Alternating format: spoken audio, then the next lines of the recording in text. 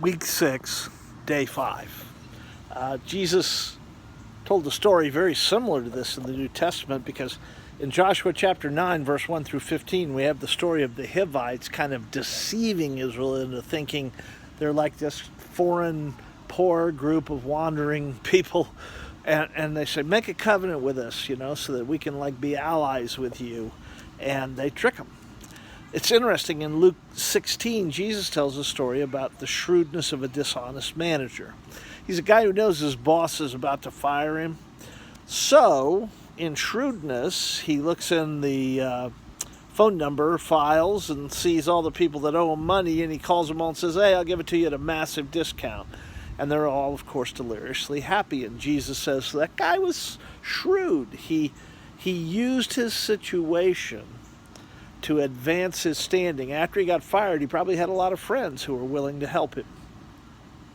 Now, is Jesus saying it's okay to be shrewd even if you're a dishonest manager? No, that's not what he's saying. He's simply pointing out how creative worldly people can get just to produce earthly wealth. And he's challenging the disciples and us by saying, why don't you use that same level of shrewdness and creativity in your spiritual pursuits? Years ago, I had at a church a worship team. Very, very talented musicians, and oftentimes they'd stay up really late on Saturday nights playing at clubs and bars for 25 drunk people. And they'd come all tired. I don't know if I can lead worship. And I'd go so you worked like crazy all week to get prepared to pay for 25 drunk people who weren't even listening to what you were playing. But you've got over 1,000 people here this morning who come to worship the holy God of the universe, and you can't show that same level of creativity and passion and discipline. God knows. He knows that we have the capacity for shrewdness. And so he notices when we don't use that shrewdness to advance our spiritual life.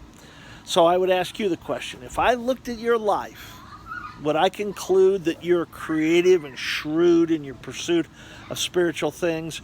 Or would I conclude, no, you only use your shrewdness for worldly things? It's a good question, isn't it?